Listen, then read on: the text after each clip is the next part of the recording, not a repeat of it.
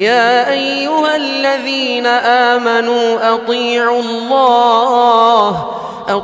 الله وأطيعوا الرسول ولا تبطلوا أعمالكم.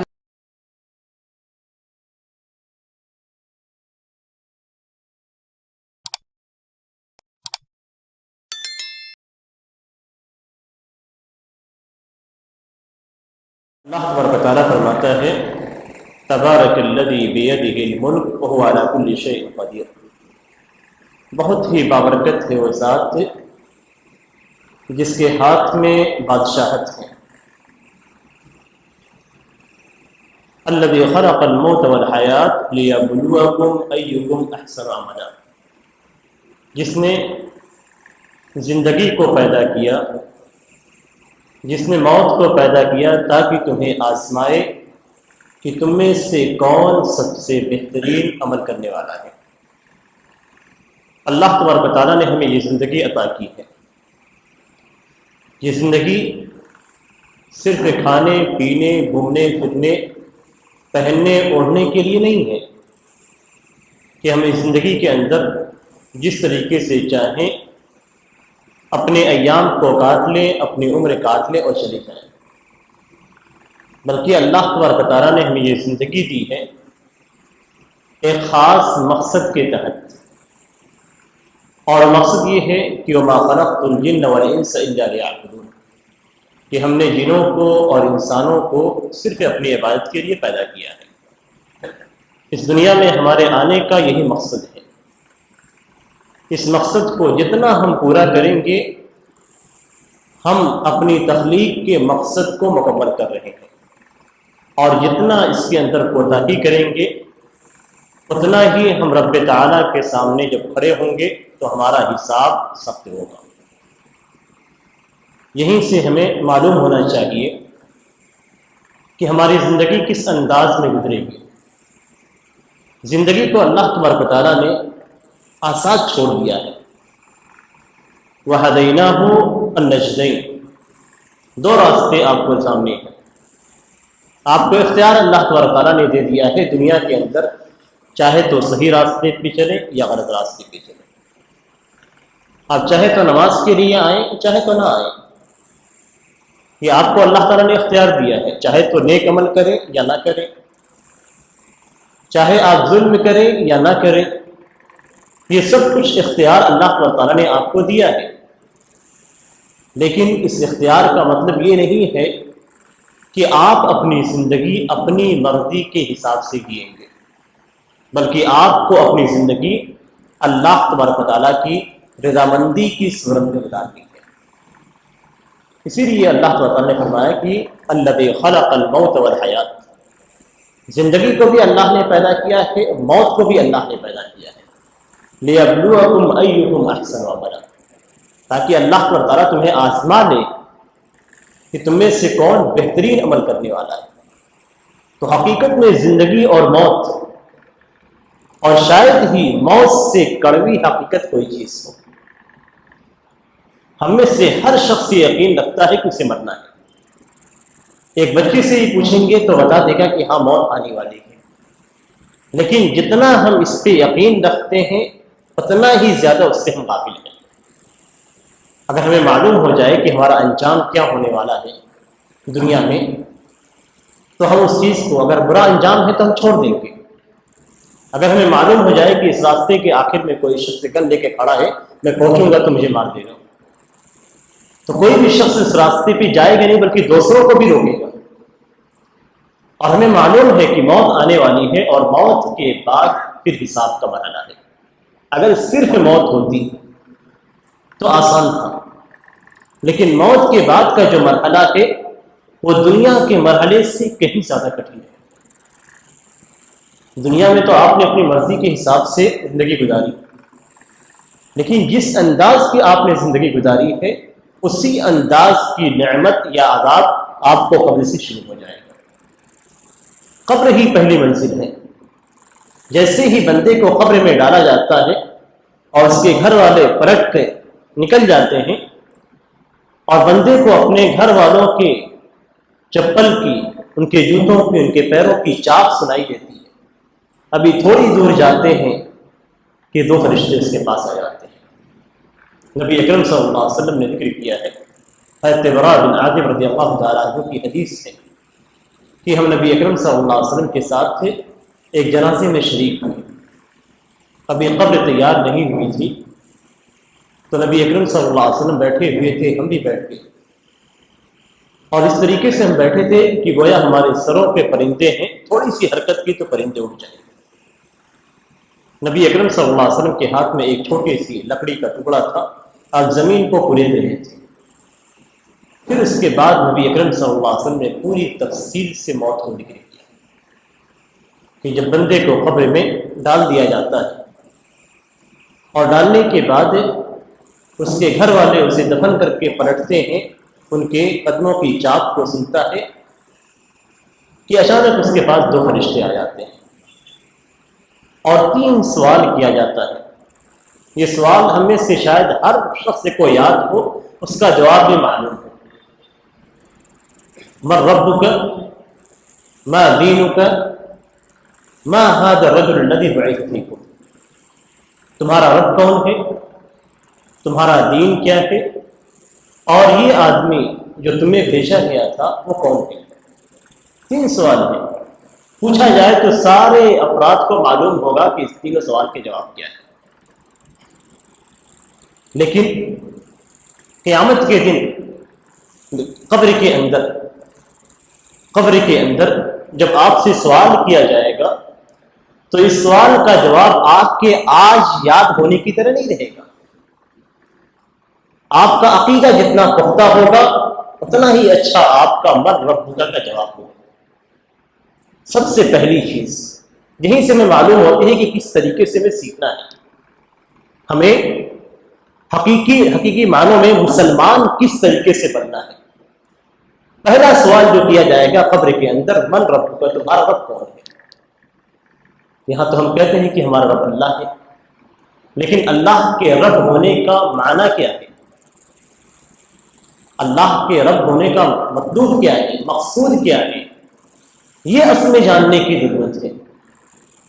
صرف آپ یہ کہیں کہ میرا مالک فلاں ہے، میرا باپ فلاں ہے، اور باپ کے ہر کام کی آپ مخالفت کریں تو اس باپ کے ہونے کا کوئی فائدہ ہے نہیں۔ ایسے اگر آپ کہتے ہیں کہ میرا رب اللہ ہے اور اس کے بعد ہر کام میں آپ اللہ کی مخالفت کرتے ہیں، اپنے رب کی مخالفت کرتے ہیں، تو اس کا مطلب یہ کہ آپ نے رب کو رب نہیں جانا۔ وہاں آپ کا جواب اتنا پختہ نہیں ہوگا، اس لیے کہ آپ نے رب کو پہچانا ہی نہیں۔ رب کون ہے، اللہ کون ہے، آپ سے کیا چاہتا ہے، اللہ تبارک و تعالیٰ کی توحید کیا ہے، توحید کے اقسام کیا ہیں، کس طریقے سے آپ رب کی توحید کو بجا لائیں گے، جب تک یہ چیزیں آپ نہیں جانیں گے من ربک کا مفہوم آپ نے نہیں جانا۔ صرف آپ نے ایک سوال جان لیا، لیکن سوال کا جو جواب ہے وہ آپ کو نہیں معلوم ہے۔ تو سوال کا جواب جاننے کے لیے آپ کو توحید کو جاننا ہوگا۔ توحید کیا ہے، اس لیے کہ توحید کو اگر آپ نہیں جانیں گے تو آپ نے رب کو نہیں پہچانا۔ سب سے پہلے رب کی معرفت حاصل کرنی ہے، تبھی آپ ہمارے پہلے سوال کا جواب قبر کے اندر ہو پائے گا۔ جب تک آپ نے رب کو نہیں پہچانا اس وقت تک آپ کا جواب صحیح نہیں ہے۔ رب کو پہچاننا ضروری ہے، رب کون ہے، اس کے صفات کیا ہیں، اس کی توحید کس طریقے سے ہم کریں گے، توحید الوہیت کیا ہے، اس کا معنی کیا ہے، توحید ربوبیت کیا ہے، اس کا معنی کیا ہے، توحید اسماء و صفات کیا ہے، اس کا معنی کیا ہے، یہ ساری چیزیں قرآن کے اندر موجود ہیں۔ اگر ہم قرآن کو پڑھیں تو رب کی توحید ہمیں ہر صورت میں نظر آئے گی، صرف رب کہنے سے نہیں۔ آپ جانتے ہیں قرآن کریم کو جب آپ پڑھیں گے تو مشرکین اللہ تبارک و تعالیٰ کے رب ہونے کا اقرار کرتے تھے، مشرکین یعنی انکار نہیں کرتے تھے۔ قرآن کریم کے اندر ہے قل من رب السماوات، ان سے پوچھا جائے گا کہ پوچھا جائے، اگر ان سے پوچھا جائے ولا انسان کہو، اگر آپ ان سے پوچھیں کہ کون ان کو پیدا کیا، کون آسمان و زمین کا رب ہے، کون سارے معاملات کو چلاتا ہے، لا یقولون اللہ، تو کہیں گے کہ اللہ۔ وہ جانتے ہیں کہ اللہ تبارک و تعالیٰ رب ہے. مشرکین جانتے تھے نبی اکرم صلی اللہ علیہ وسلم کے زمانے میں، لیکن کیا وہ اس مر ربک کا جواب دے پائیں گے؟ دنیا کے اندر انہوں نے جواب دے دیا نبی اکرم صلی اللہ علیہ وسلم کو. قرآن کریم اس کی شہادت دیتی ہے، لیکن کیا آخرت میں وہ جواب دے پائیں گے؟ نہیں. تو اگر ہم دنیا کے اندر رب کی ربوبیت کا اقرار کرتے ہیں لیکن اس کی الوہیت میں ہم توحید کو نہیں بجا لاتے تو ہمارا بھی معاملہ کفار سے زیادہ مختلف نہیں ہوگا.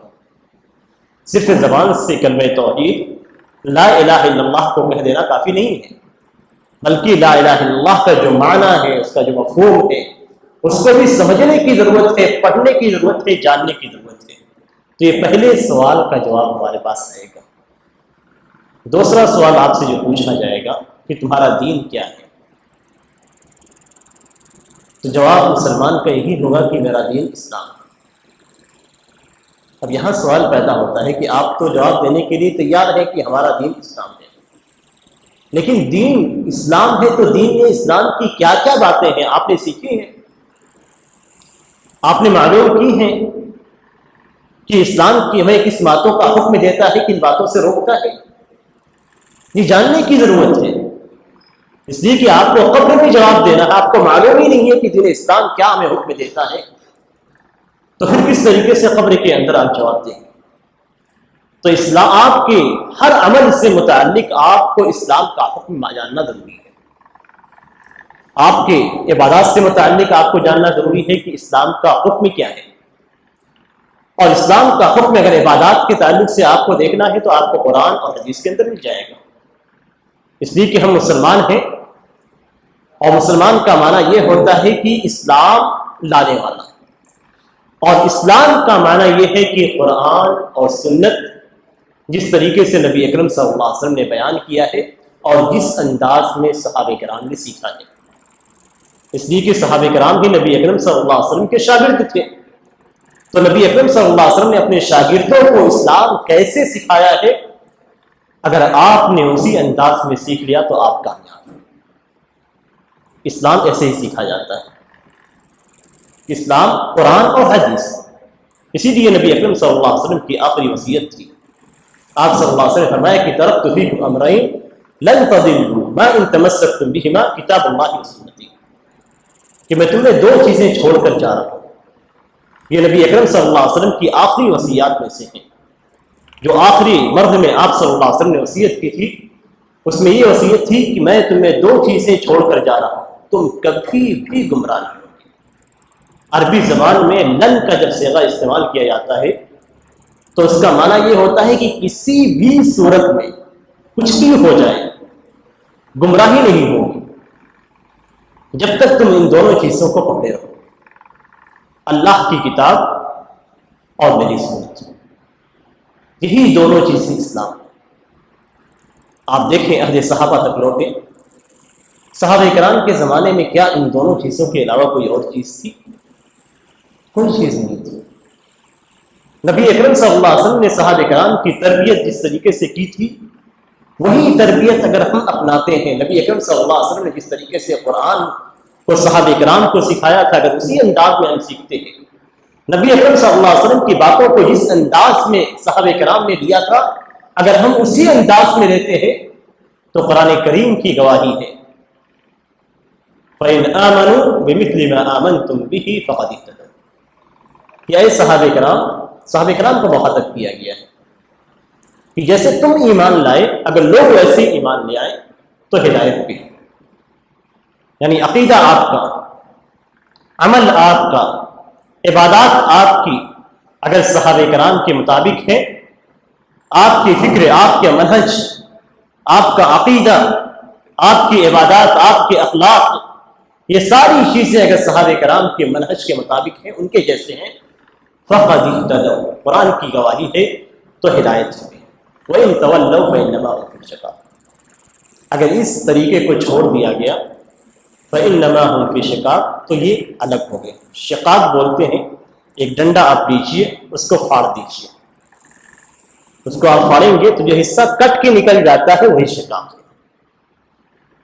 تو اگر کوئی شخص قرآن و سنت کو صحابہ کرام کے مطابق سمجھنے کی کوشش نہیں کرتا ہے تو وہ شقاق کے اندر آ جاتا ہے. اور ظاہر سی بات ہے جو اس انداز میں ملے گا وہ قبر کے اندر اپنا جواب دینی الاسلام صحیح طور پہ نہیں کر پائے گا. سمجھنے کی ضرورت ہے. جو کمی ہماری دنیا کے اندر ہوگی وہ کمی ہمارے قبر کے اندر ہوگی. یہ بالکل آپ سمجھ لیجئے کہ جو سوال ہے سوال کا جواب کب صحیح ہوگا جتنا پختہ آپ دنیا کے اندر عمل کے اعتبار سے، ایمان کے اعتبار سے، عقیدے کے اعتبار سے ہوں گے اتنی ہی پختگی آپ کے جواب میں قبر کے اندر ہوگی. جتنی کمی یہاں ہوگی اتنی ہی کمی وہاں پہ بھی ہوگی. تیسرا سوال جو کیا جائے گا ما ھذا الرجل الذی بعث فیکم، یہ کون شخص تھا جو تمہیں بھیجا گیا تھا؟ یعنی نبی اکرم صلی اللہ علیہ وسلم کی طرف اشارہ ہے. اب یہاں پہ جو سوال کیا جائے گا اس سوال کا مطلب کیا ہے؟ رب کے تعلق سے پوچھا گیا، اسلام کے تعلق سے پوچھا گیا، نبی اکرم صلی اللہ علیہ وسلم کے تعلق سے پوچھا گیا. اور نبی اکرم صلی اللہ علیہ وسلم کو اللہ تبارک و تعالیٰ نے رسول بنا کر بھیجا تھا. رسول ہونے کا معنی کیا ہوتا ہے کہ اپنا پیغام اللہ نے نبی کو دیا تاکہ وہ لوگوں تک پہنچا دے. جس طریقے سے آج کے زمانے میں ایک مثال بیان کر رہا ہوں، یہ مثال فٹ نہیں ہوتی، نبی کا مقام بہت اونچا ہے، لیکن صرف سمجھانے کے لیے آپ اپنا سامان جب کسی کے یہاں بھیجنے کے لیے بھیجنا چاہتے ہیں تو کوریئر والے کے پاس جاتے ہیں، اس کو دیتے ہیں اور وہ آپ کا سامان ڈیلیور کرتا ہے. تو یہ جو کام ہے یہ پیغام اللہ تبارک و تعالیٰ کا ہے. اسلام شریعت یہ اللہ کی ہے. اللہ تبارک و تعالیٰ نے نبی اکرم صلی اللہ علیہ وسلم کو ذمہ داری دی اور یہ ذمہ داری بذات خود اتنی اونچی ہے کہ جس کو دے دیا جاتا ہے اس کا مقام اونچا ہو جاتا ہے. جس کو دے دیا جاتا ہے یہ ذمہ داری دے دی جاتی ہے اس کا مقام خود اونچا ہو جاتا ہے، اسی کے رب نے اسے چنا ہے. اور جب رب کسی کو چنتا ہے تو اس کا مقام کتنا اعلیٰ ہو جاتا ہے آپ سوچ بھی نہیں سکتے. اسی لیے نبی اکرم صلی اللہ علیہ وسلم کا جو مقام ہے اسلام کے تعلق سے، اسلام کے پیغام کے پہنچانے کے تعلق سے، تو رسول ہیں لیکن اللہ کے رسول ہیں، صرف عام رسول نہیں ہیں. رسول ہیں، پیغام پہنچانے والے ہیں، لیکن اللہ کا پیغام پہنچانے والے ہیں. اور قرآن کریم کے اندر اللہ تبارک و تعالیٰ نے اس چیز کو ذکر کیا ہے، قل اطیعوا اللہ واطیعوا الرسول، اللہ کی اطاعت کرو، اللہ کے رسول کی اطاعت.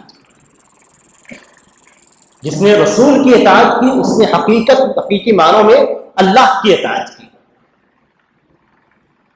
حقیقت یہی ہے، رسول ہی ہمارا راستہ ہے اللہ تعالیٰ پہنچنے کے لیے. رسول کی باتوں پہ ہم عمل کریں گے تو ہم حقیقت میں اللہ تعالیٰ کی باتوں پہ عمل کریں گے. اس لیے کہ قرآن بھی ہمیں رسول سے ملا ہے، احادیث بھی، وحی کی دوسری صورت بھی، شریعت کی دوسری باتیں بھی ہمیں نبی اکرم صلی اللہ علیہ وسلم سے ملی. تو ہمیں نبی اکرم صلی اللہ علیہ وسلم کی اطاعت کرنی ہے. اگر اس اطاعت سے ہم ہٹ گئے تو ہمارے لیے جہنم ہی جہنم. اور اس کی وضاحت نبی اکرم صلی اللہ علیہ وسلم کی حدیث سے ہوتی ہے. آپ صلی اللہ علیہ وسلم فرماتے ہیں کل امتی یدخلون الجنہ الا من ابا، میری امت کے سارے لوگ جنت میں جائیں گے. یہ خوشخبری ہے ساری امت کے لیے، میری امت کے سارے لوگ جنت میں جائیں گے سوائے وہ شخص جو جنت میں جانے سے انکار کرتے ہیں. آپ سوچئے کوئی بھی جنت میں جانے سے انکار کرے گا؟ صحابہ کرام نے پوچھا کہ اے اللہ کے رسول انکار کون کرے گا؟ تو آپ نے فرمایا من اطاعنی دخل الجنہ ومن عصانی فقد ابا، کہ جس نے میری اطاعت کی وہ جنت میں داخل ہوگا اور جس نے میری نافرمانی کی اس نے جنت میں داخل ہونے سے انکار کر دیا. نافرمانی کیا ہے؟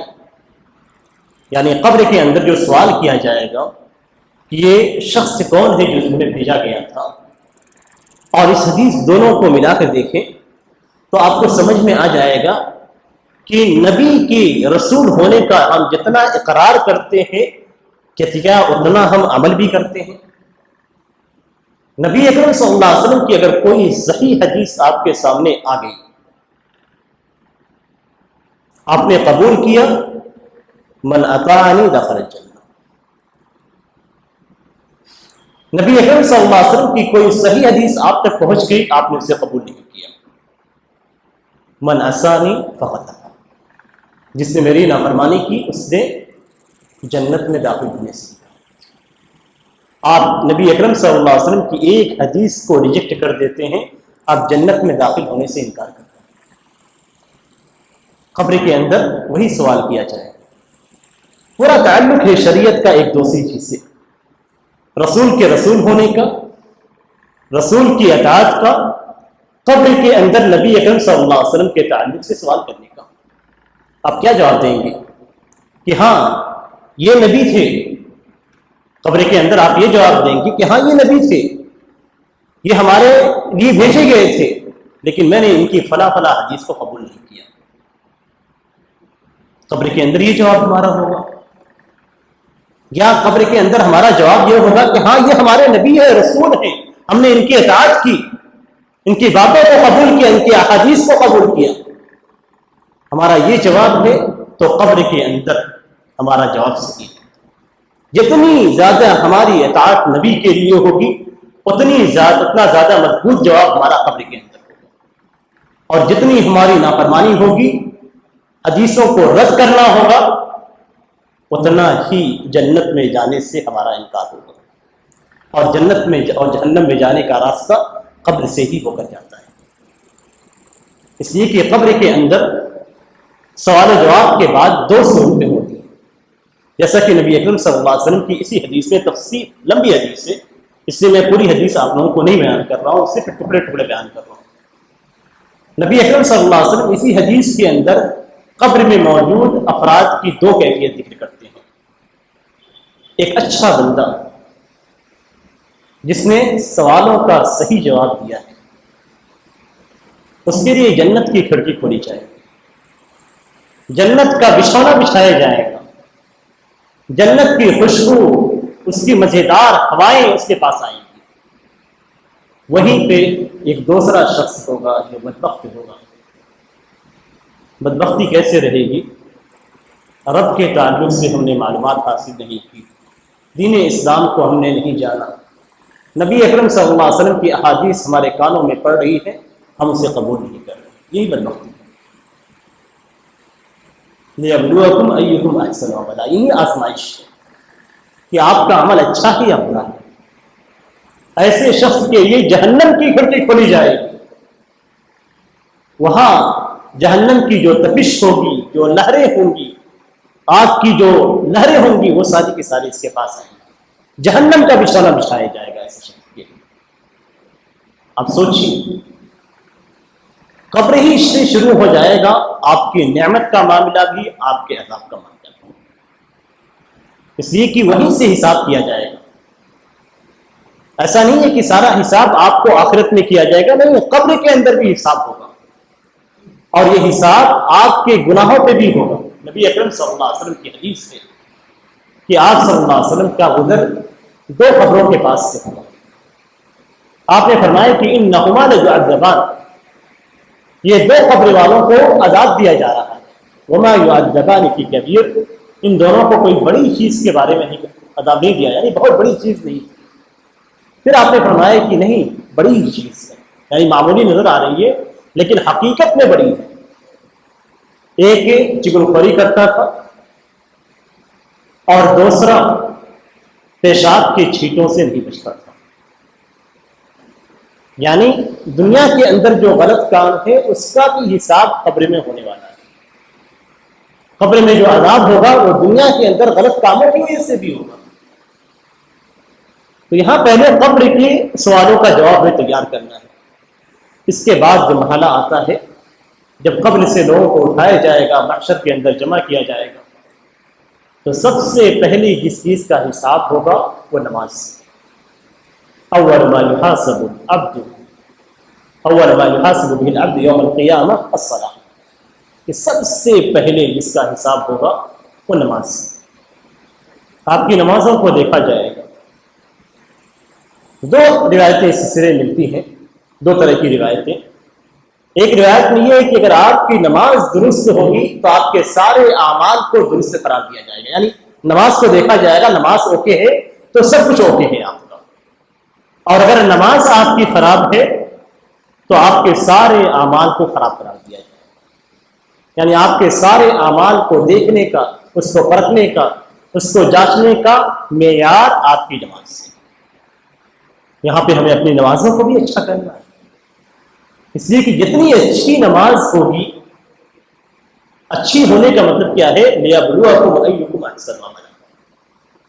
اس کی تفسیر میں حضرت حسن البصری رحمہ اللہ کہتے ہیں کہ لِيَبْلُوَكُمْ أَيُّكُمْ أَحْسَنُ عَمَلًا کا مفہوم ہے کہ جس کے اندر اخلاص پائے جائے اور سنت کے مطابق ہو۔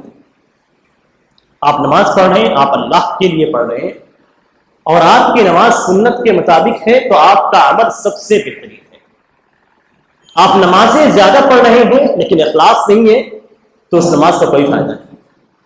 آپ نمازیں زیادہ پڑھ رہے ہیں لیکن وہ سنت کے مطابق نہیں ہے تو ایسی نماز بہترین عمل کے اندر شامل نہیں ہے۔ تو ہمیں جو چیز دیکھنی ہے نماز کے تعلق سے غور کرنے کی چیز ہے وہ یہ کہ ہماری نمازوں میں اخلاص ہونا چاہیے، اور اخلاص کے ساتھ ساتھ سنت کے مطابق ہونا چاہیے۔ ہمیں اس بات کا شوق ہونا چاہیے، اس بات کی حرص سے ہمارے اندر ہونی چاہیے کہ ہماری نمازیں صرف اللہ تعالیٰ کے لیے، وہیں پہ ہمیں اس بات کی بھی طلب ہونی چاہیے اور اس بات کی بھی حرص ہونی چاہیے کہ ہماری نمازیں سنت کے مطابق ہوں۔ ہم کوئی بھی نماز سنت کے خلاف نہ پڑھیں، ہماری ہر نماز کی ہر کیفیت سنت کے مطابق ہو تو ہمارا عمل سب سے بہترین عمل قرار پائے گا۔ اوکے ہے تو سب کچھ اوکے ہے، آپ کی چھوٹی چھوٹی غلطیوں کو معاف کر دیا جائے گا، لیکن اگر نماز آپ کی اوکے نہیں ہے تو آپ کی ایک ایک چیز سے پکڑ کی جائے گی، اور یہ چیز نماز کے اندر جو کمی واقع ہوتی ہے، کمی کا مطلب یہ نہیں کہ آپ نماز چھوڑیں، کمی کا مفہوم یہ ہے کہ آپ نماز کے لیے کھڑے ہوئے، ذہنی طور پہ آپ کہیں اور چلے گئے، آپ کا ذہن کہیں اور بھٹک گیا۔ تو اس کے تعلق سے دوسری روایت ہے کہ اللہ تبارک و تعالیٰ کہے گا کہ دیکھو میرے بندے کے پاس سے کچھ نفل نمازیں ہیں یا نہیں ہیں۔ اگر فرض نمازوں میں آپ کے ذہن بھٹکنے کی وجہ سے، کچھ کمی ہونے کی وجہ سے نماز کے اندر کمی رہ گئی تو اللہ تبارک و تعالیٰ کہے گا دیکھو میرے بندے کے پاس کچھ نفل نمازیں ہیں یا نہیں ہیں، اگر ہے تو اسے پوری کر دو، ملا کے فریضے کو مکمل کرو۔ فرض نماز اللہ تبارک و تعالیٰ کو سب سے زیادہ محبوب ہے، اس لیے کبھی بھی فرض نماز چھوڑنی نہیں چاہیے، کتنی بھی پریشانی آپ کو ہو، کتنی بھی جلدی آپ کو ہو، آپ فرض ضرور ادا کریں، وقت نہ بھی ہو تب بھی آپ فرض ادا کریں، اس لیے کہ فرض اگر آپ نے چھوڑ دیا تو اس پہ پکڑ ہے آپ کے لیے، اور اگر آپ نے فرض کو جلد بھی ادا کر لیا سنت کے مطابق اور کمی بھی رہ گئی تو آپ بقیہ اوقات میں جو نفل پڑھتے ہیں اسے جوڑ کے آپ کے فرض کو مکمل کر دیا جائے گا۔ یہ مرحلہ مکمل ہونے کے بعد آگے ایک حدیث سے جو اصل ہمارے اس سے مجلس کا عنوان ہے وہ یہ کہ رب تعالیٰ کے سامنے بندے کو پیش کیا جائے گا اور 5 چیزوں کے تعلق سے سوال کیا جائے گا۔ لا تزول قدم عبد حتى يسأل عن 4 حتى يسأل عن 5، کہ 5 چیزوں کے بارے میں سوال کیا جائے گا، اس سے پہلے اس کا قدم ٹل نہیں سکتا، رب کے سامنے کھڑا ہو گیا۔ آپ رب کی عظمت کا تصور اگر کرنا چاہیں تو صرف یہ تصور کر لیجئے کہ رب تعالیٰ کا عرش کتنا عظیم ہے، اس کی جو کرسی ہے، کرسی کا معنی یہ ہے کہ نبی اللہ تعالیٰ کے پیر رکھنے کی جگہ، عرش میں پیر رکھنے کی جو جگہ ہے اسے کرسی سے تعریف کیا جاتا ہے۔ وسع کرسی السماوات والارض، صرف کرسی یہ سارے آسمان و زمین کا احاطہ کیے ہوئے ہے، پوری دنیا آپ دیکھ رہے ہیں، پوری کائنات آپ دیکھ رہے ہیں، یہ پوری کائنات کا احاطہ صرف عرش کی کرسی کیے ہوئے ہے، اور کرسی کے مقابل میں عرش کی جو حیثیت ہے، ایک دوسرے کو اگر دیکھنا چاہیں تو عرش کے مقابل میں کرسی کی جو حیثیت ہے وہ جس طریقے سے آپ لوہے کا ایک کڑا کسی صحرا میں پھینک دیں، صحرا میں لوہے کا ایک کڑا جو عورتیں پہنتی ہیں مثال کے طور پہ، آپ اسے پھینک دیں پورے ایک صحرا میں کڑا کیا حیثیت رکھتی ہے، آپ کو نظر بھی نہیں آئے گا۔ عرش کے مقابل میں کرسی کی یہ حیثیت ہے، اور کرسی کتنی بڑی ہے؟ پورے کائنات کا احاطہ کی ہوئی ہے۔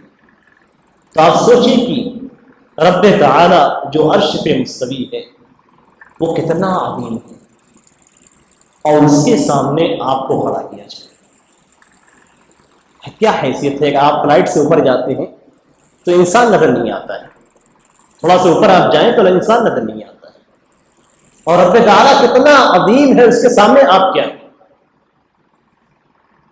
اور آپ کے قدم ٹل نہیں سکتے جب تک کہ آپ 5 چیزوں کا جواب نہ دیں۔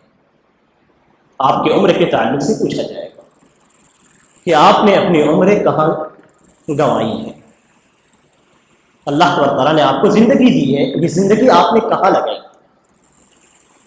آپ کو پورا حساب دینا ہوگا کہ میں نے اپنی عمر اس کام میں لگائی ہے، اللہ کی عبادت میں لگائی ہے، اللہ کی اطاعت میں لگائی ہے، تو آپ کامیاب ہیں۔ لیکن آپ نے اگر اپنی عمر کو ایسے ہی ضائع کر دیا ہے اللہ کی معصیت میں، تو عذاب ہی عذاب ہے۔ 3 ہی صورتیں آپ کے سامنے رہیں گی، یا تو آپ نے اپنی زندگی کو اللہ کی اطاعت میں لگائی ہے، اسلام کے مطابق گزاری ہے، تو آپ کامیاب ہیں، آپ نے اللہ تعالیٰ کی معصیت میں گزاری ہے تو آپ ناکام ہیں۔ تیسری صورت یہ ہے کہ آپ نے اپنی عمر ضائع کر دی ہے، آپ نے اپنی عمر ضائع کر دی ہے، اپنے وقت کو ضائع کرتے رہے آپ۔ عمر سے مراد یہ ہے کہ اپنے اوقات، زندگی کے اوقات، زندگی کے لمحات آپ نے ضائع کر دیا، ایسے ہی بیٹھے ہوئے ہیں، ٹائم پاس کر رہے ہیں آپ۔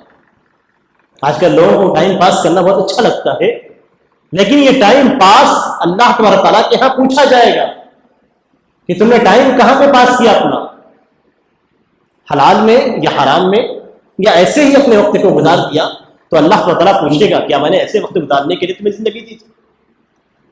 جواب کیا رہے گا ہمارا؟ سوچنے کی ضرورت ہے۔ وہیں پہ زندگی کے سب سے بہترین ایام انسان کی جوانی کے ایام، جوانی کے ایام کے بارے میں پوچھا جائے گا۔ کیوں؟ اس لیے کہ اللہ تبارک تعالیٰ نے جوانی کے ایام میں آپ کو قوت دی ہے، طاقت دی ہے۔ کیا آپ نے اپنی اس طاقت کو، قوت کو اللہ کے بات میں خرچ کیا، یا ایسے ہی گھومتے پھرتے آپ نے گزار دیا؟ آج نوجوان صرف گھومنے میں لگے رہتے ہیں، لیکن اللہ تبارک تعالیٰ اس نوجوانی کے بارے میں پوچھے گا۔ یہ سب سے قیمتی ایام ہوتے ہیں جن کے بارے میں اللہ تعالیٰ پوچھے گا کہ عبادات آپ نے کی یا نہیں۔ سب سے زیادہ نوجوان غافل رہتے ہیں اللہ کی عبادات سے، سب سے زیادہ نوجوان غافل رہتے ہیں اللہ تبارک تعالیٰ کی مساجد سے، سب سے زیادہ نوجوان غافل رہتے ہیں قرآن کریم کی تلاوت سے۔ جتنی بھی غفلت دین کے تعلق سے پائی جاتی ہے، سب کی سب نوجوانی میں پائی جاتی ہے، اور جب نوجوانی کا مرحلہ گزر جاتا ہے تو اس کے بعد بڑھاپے کے مرحلے میں اللہ تعالیٰ کی جانب رجوع کیا جاتا ہے۔ آپ یہ نہ سوچیں کہ بعد میں آنے کے بعد آپ سے پوچھا نہیں جائے گا، یہاں پہ پوچھا جائے گا آپ کی جوانی کے بارے میں، عمر کے بارے میں تو پوچھا ہی گیا، جو آپ کے سارے مرحلے ہیں بچپن سے لے کے آپ کے بڑھاپے تک، لیکن جوانی کے بارے میں خاص طور سے پوچھا جائے گا کہ جوانی آپ نے کہاں پہ خرچ کی، یہ جوانی کیا اللہ کی اطاعت میں خرچ کی، عبادات میں خرچ کی، نفلی نمازوں میں خرچ کی، نفلی روزوں میں خرچ کی؟ آپ کے پاس قوت تھی، آپ چاہتے تو رات میں قیام اللیل کر سکتے ہیں، آپ چاہیں تو آپ ہفتے میں 2 روزے نبی اکرم صلی اللہ علیہ وسلم کی سنت کے مطابق کر سکتے ہیں۔ آپ کے پاس قوت ہے، اللہ تعالیٰ نے قوت دی ہے، آپ نے یہ قوت کہاں صرف کی، کہاں پہ خرچ کیا؟ یہ اصل سوال آپ کا ہوگا جس کا جواب آپ کو تیار کرنا ہے۔ پھر آگے اللہ تعالیٰ پوچھے گا آپ سے مال کے تعلق سے۔ مال کے تعلق سے 2 سوال ہیں، وَعَنْ مَالِهِ مِنْ أَيْنَ اكْتَسَبَهُ وَفِيمَا أَنْفَقَهُ۔ مال کے تعلق سے 2 سوال ہیں، ساری چیزوں کے تعلق سے 1 سوال ہے، لیکن مال کے تعلق سے 2 سوال ہیں، اور اس سے ہمیں یہ معلوم ہوتا ہے کہ مال کی اہمیت بہت زیادہ ہے، اس لیے کہ ڈبل سوال ہوگا۔ سوال یہ ہوگا کہ اس مال کو تم نے کہاں سے کمایا ہے، حلال سے یا حرام سے، اگر آپ نے حلال سے کمایا ہے تو آپ کامیاب ہیں، لیکن نہیں، ابھی باقی ہے دوسرا سوال۔ یہ نہ مطمئن ہو جائے کہ میں نے حلال سے کما لیا تو جس طریقے سے چاہے خرچ کرو، نہیں، ابھی آپ کو اسی سے یہ دیکھنا ہے کہ آپ نے حلال سے کمایا ہے یا حرام سے۔ حلال سے کمایا ہے تو ایک سوال کا جواب آپ کو حاضر ہو گیا، لیکن حرام سے کمایا ہے تو وہ بھی ضائع ہوا۔ اور پھر اس کے بعد پوچھا جائے گا کہ مال کمانے کے بعد کہاں پہ خرچ کیا، حلال میں یا حرام میں۔ اب اس طریقے سے اگر آپ جوڑیں گے تو آپ کے پاس صرف ایک صورت باقی بچے گی نجات پانے کی۔ اگر آپ نے حرام سے کمایا، حلال میں خرچ کیا، تب بھی آپ کا غلط ہے۔ آپ نے حلال سے کمایا، حرام میں خرچ کیا، تب بھی غلط ہے۔ صرف ایک ہی صورت باقی بچے گی، آپ حلال سے کمائیں اور حلال میں خرچ کریں۔ ایسا نہیں ہے کہ ہمیں اختیار دیا گیا ہے جیسے چاہے اپنے مال کو خرچ کرے، نہیں، جیسے چاہے کمائیں۔ آج کل کمانے کی ہوس اتنی زیادہ ہے اور ایک دوسرے سے امیر بننے کی کوشش اتنی زیادہ ہے کہ ہم ہر طریقے کو اختیار کرتے ہیں، حتیٰ کہ سود لینے دینے کے طریقے کو بھی اختیار کرتے ہیں۔ کاروبار بڑھانا ہے، کاروبار چل رہا ہے ہمارا اچھی طریقے سے، ہم چاہیں تو پوری زندگی اسی میں گزار سکتے ہیں، لیکن نہیں، ہم کیوں دوسرے سے کم رہیں؟ ہمارے پاس مال اور آنا چاہیے، تو بزنس کو بڑھانے کے لیے بینکوں سے لون لیا جاتا ہے، بزنس کو بڑھانے کے لیے قرض لیا جاتا ہے اور سود ادا کیا جاتا ہے۔ کیوں؟ بزنس کو بڑھانا ہے۔ جو بزنس چل رہا ہے اس میں زندگی کا گزارا آسانی کے ساتھ ہو سکتا ہے، لیکن نہیں ہے، ہمیں اور مزید آگے بڑھنا ہے، مال مزید کمانا ہے، تو وہاں ہم حرام طریقے کو اختیار کر لیتے ہیں۔ اور اس کے بعد ہمارے پاس پیسے آ جاتے ہیں تو ہم مسجدیں تعمیر کرتے ہیں، ہمارے پاس پیسے آ جاتے ہیں ہم غریبوں میں تقسیم کرتے ہیں، ہمارے پاس پیسے آتے ہیں تو مختلف مدرسوں والوں کو دیتے ہیں۔ حرام سے کمایا آپ حلال میں کتنا یہ خرچ کریں، کوئی فائدہ نہیں ہونے والا ہے۔ آپ کے مسجدیں بنانا بیکار ہے، آپ کے مدرسوں کا تعاون کرنا بیکار ہے، آپ غریبوں کا تعاون کرتے ہیں، سب بیکار ہے، کوئی فائدہ نہیں ہے اس کا۔ حلال سے آپ نے 2 روپے کمائے، اگر اس میں سے آپ 5 پیسے بھی حلال میں خرچ کر دیتے ہیں، کسی مسجد میں ڈال دیتے ہیں، تو لاکھوں روپے سے زیادہ بہتر ہے جو آپ نے لون لے کے کمایا ہے۔ حرام سے کمائیں گے تو اس کا حساب ہونے والا ہے، اور یہ حرام جس قدر حرام ہوگا، سب سے زیادہ شدت سود کے اندر پائی جاتی ہے، اور سود میں اللہ اور اس کے رسول کی جانب سے جنگ کا اعلان ہے۔ فَأْذِنُوا بِحَرْبٍ مِّنَ اللَّهِ وَرَسُولِهِ، اللہ اور اس کے رسول کی جانب سے جنگ کا اعلان سن لو۔ جو لوگ سود لیتے ہیں، قرآن کریم اعلان کرتا ہے کہ اللہ اور اس کے رسول کی جانب سے اس کے لیے جنگ ہے، اور کوئی بھی اللہ اور اس کے رسول سے جیت سکتا ہے، سوال ہی نہیں پیدا ہوتا ہے۔ جس سے اللہ کی جنگ ہو، کبھی کامیاب ہو سکتا ہے؟ ہم تو دیکھتے ہیں غیر مسلموں کے پاس ہی پیسے ہوتے ہیں جو اللہ تعالیٰ کے ساتھ شرک کرتے ہیں۔ یہ اس بات کی دلیل نہیں ہے کہ اللہ تعالیٰ ان سے راضی ہے۔ اللہ تعالیٰ نے آپ کو مہلت دی ہے توبہ کرنے کے لیے، اگر توبہ کیے وَإِن تُبْتُمْ فَلَكُمْ رُءُوسُ أَمْوَالِكُمْ، آپ نے توبہ کر لیا، آپ کا اپنا جو مال ہے وہ آپ لے لیجیے، باقی جو سود کا حرام مال ہے وہ نکال دیجیے۔ تو یہاں پہ 2 سوالات ہوں گے آپ سے۔ آپ نے، چلیے ٹھیک ہے، آپ نے حرام سے نہیں حلال سے کمایا، اپنی محنت سے کمایا، محنت سے کمانے کے بعد آپ حرام میں خرچ کر رہے ہیں، تب بھی آپ کا کمانا، محنت کرنا سب بیکار، کوئی فائدہ نہیں ہے اس سے۔ آپ نے بہت محنت کی لیکن اس محنت کا کوئی فائدہ نہیں ہے، اس لیے کہ آپ نے حرام میں خرچ کیا۔ اور آج ہم حرام میں مختلف طریقے سے خرچ کرتے ہیں۔ قرآن کریم کے اندر اللہ تعالیٰ فرماتا ہے وَلَا تُبَذِّرْ تَبْذِيرًا إِنَّ الْمُبَذِّرِينَ كَانُوا إِخْوَانَ الشَّيَاطِينِ، حد سے زیادہ اسراف نہ کرو، اس لیے کہ اسراف کرنے والے شیطانوں کے بھائی ہیں۔ آج ہم دیکھیں شادیوں کے اندر کتنا خرچ کرتے ہیں، اپنے ریا کے لیے، اپنے نمود کے لیے کہ ہماری شادی، ہماری بیٹی کی شادی کسی دوسرے سے کم نہ ہو، کروڑوں روپے خرچ کر دیتے ہیں، کھانے برباد کرتے ہیں۔ یہ ساری چیزیں تبذیر کے اندر آتی ہیں۔ اس کے تعلق سے بھی سوال کیا جائے گا، مخالفت کے تعلق سے بھی سوال ہوگا، اور اسراف اور تبذیر اور بیجا خرچ کے تعلق سے بھی سوال کیا جائے گا۔ بیچ میں چلنا ہے۔ ہمیشہ نبی اکرم صلی اللہ علیہ وسلم کا فرمان ہے القصد القصد تبلغ، آرام سے چلو، میانہ روی اختیار کرو، درمیانی راستہ اختیار کرو، یہی کامیابی کا راستہ ہے۔ کسی بھی چیز میں حد سے زیادہ تجاوز کرنا حلال میں بھی حرام ہے۔ وَكُلُوا وَاشْرَبُوا وَلَا تُسْرِفُوا، کھاؤ پیو لیکن اسراف نہ کرو۔ آپ کو شادی میں کھلانا ہے کھلائیے لیکن اسراف سے کام نہ لیں، آپ کو پلانا ہے پلائیے لیکن اسراف سے کام نہ لیں، اسراف سے منع کیا گیا ہے۔ ہر چیز میں درمیانی راستہ اختیار کرنا ہی بہتر ہے۔ اگر یہاں پہ ہم کامیاب ہو گئے تو ہمارے اس سوال کا جواب کا حل ہمیں مل جائے گا۔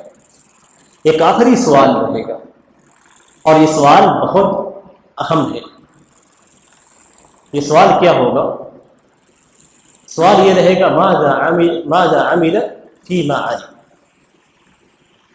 جو اس سے علم تھا اس علم کے مطابق اس نے کیا عمل کیا۔ سب سے پہلی چیز کہ ہر مسلمان پہ دین کی ضروری باتیں سیکھنا واجب ہے۔ دین کی جو ضروری باتیں ہیں عبادات سے متعلق اور اس کے اخلاق سے متعلق، معاملات سے متعلق، اگر کسی کام کو دنیاوی کام کو کر رہا ہے تو وہ حلال ہے یا حرام ہے، ان ساری چیزوں کا جاننا ہر مسلمان پہ واجب ہے۔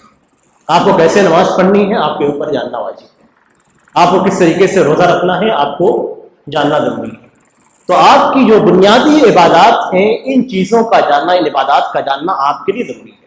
دین کی بنیادی باتوں کا جاننا ہر مسلمان پہ فرض ہے، اور اگر اس کے اندر وہ کوتاہی کرتا ہے تو نبی اکرم صلی اللہ علیہ وسلم کے فرمان کی مخالفت کرتا ہے کہ طلب العلم فریضۃ علی کل مسلم، کہ ہر مسلمان پہ علم کا سیکھنا ایک واجب ہے، ضروری ہے۔ اگر اس نے سیکھ لیا تو سیکھنے کے بعد اس نے کیا عمل کیا یہ پوچھا جائے گا۔ اور کوئی یہ نہ سوچے کہ ہم سیکھتے ہی نہیں ہیں اس لیے کہ ہمیں عمل کرنا نہیں پڑے گا، نہیں۔ اگر آپ نے جان بوجھ کر نہیں سیکھا تو آپ نے غلطی کی۔ آپ کو جو کام بھی کرنا ہے سب سے پہلے آپ کو سیکھنا ہے کہ وہ کام شریعت میں حلال ہے یا حرام ہے، اس کے بعد آپ کو اس کے مطابق عمل کرنا ہے۔ آپ کو کسی بھی بزنس میں بھی داخل ہونا ہے، کوئی بزنس بھی کرنا ہے آپ کو، تو سب سے پہلے آپ یہ معلوم کریں کہ یہ میرے لیے حلال ہے یا حرام ہے۔ یہ نہیں کہ پہلے آپ شروع کر دیں اس کے بعد پوچھیں، ایسے ہی ہوتا ہے۔ پہلے کر لیتے ہیں، کرنے کے بعد پوچھتے ہیں مولانا صاحب میں نے یہ کام کیا ہے، یہ حلال تھا یا حرام تھا؟ سوال یہ پیدا ہوتا پہلے کیوں نہیں پوچھا؟ پہلے تو پوچھنا تھا، آپ نے پہلے آپ نے کام کیا، اس کے بعد آپ پوچھ رہے ہیں کہ حلال ہے یا حرام، اور حرام ہے تو کیسے اس سے نکلا جائے؟ میں نے تو کر لیا اس کو، میرا بزنس اسٹارٹ ہو گیا، میں کیا کروں؟ نکالوں گا تو سب خراب ہو جائے گا۔ تو سوالات یہ کی جاتے ہیں، تو علم کے مطابق جو آپ کو معلوم ہے اس کے مطابق آپ نے کیا عمل کیا یہ سوال کیا جائے۔ اور یہاں پہ علم میں سب سے پہلے توحید کا علم داخل ہوتا ہے، اس کے بعد عبادات کا علم داخل ہوتا ہے، اس کے بعد معاملات کا علم داخل ہوتا ہے۔ تو سب سے پہلے ہمیں توحید سیکھنی ہے، اسی کے مطابق عمل کرنا ہے۔ پھر عبادات کو قرآن اور سنت کی روشنی میں صحابہ کرام کے منہج کے مطابق ہمیں سیکھنا ہے، اور پھر اس کے مطابق عمل کرنا ہے۔ پھر ہمارے جتنے بھی معاملات پیش آتے ہیں دنیا کے اندر دنیاوی چیزوں سے متعلق، جب بھی پیش آئیں عالم سے رجوع کریں، پوچھیں، شریعت کے مطابق آپ عمل کریں۔ تو اس صورت میں ہمارے پانچوں سوال کے جواب حاضر ہوں گے، اور اس کے بعد آرام کے ساتھ ہمارے قدم اللہ تبارک تعالیٰ کے حضور سے ہٹ جائیں گے، ہم اللہ تبارک تعالیٰ کے عذاب سے بچیں گے۔ تو بچنے کا یہی راستہ ہے کہ جو چیزیں ہیں ان سے ہم، جو سیکھنے کی چیزیں ہیں وہ ہم سیکھیں، جو کرنے کی چیزیں ہیں وہ ہم کریں، جو نہ کرنے کی چیزیں ہیں ان سے ہم بچیں، اور اس طریقے سے اپنے آپ کو ہم محفوظ رکھیں۔ اللہ تبارک تعالیٰ سے دعا ہے کہ اللہ تبارک تعالیٰ ہمیں دین کی سمجھ عطا فرمائے، ہمارے اندر جو کوتاہیاں ہیں، جو کمیاں ہیں، اللہ تعالیٰ ان کوتاہیوں کو، ان کمیوں کو دور کرے. ہماری توحید میں، ہماری عبادات میں، ہمارے عقائد میں، ہمارے معاملات میں، ہمارے اخلاق میں جو کوتاہیاں پائی جاتی ہیں، اللہ تعالیٰ ان کوتاہیوں کو ہمیں جاننے کی توفیق عنایت فرمائے اور پھر اس سے صحیح کرنے کی توفیق دے. اللہ تبارک تعالیٰ ہی ہر چیز پہ قادر ہے. اللہ تعالیٰ سے دعا ہے کہ اللہ تعالیٰ ہماری اس مجلس میں شریک تمام مسلمانوں کی مغفرت فرمائے اور ان کے ان اوقات کو اللہ تبارک تعالیٰ اپنے یہاں ان کے میزان حسنات میں لکھ دے. آمین. صلی اللہ علیہ نبینا محمد وعلی آلہ وصحبہ وسلم. السلام علیکم ورحمۃ اللہ وبرکاتہ.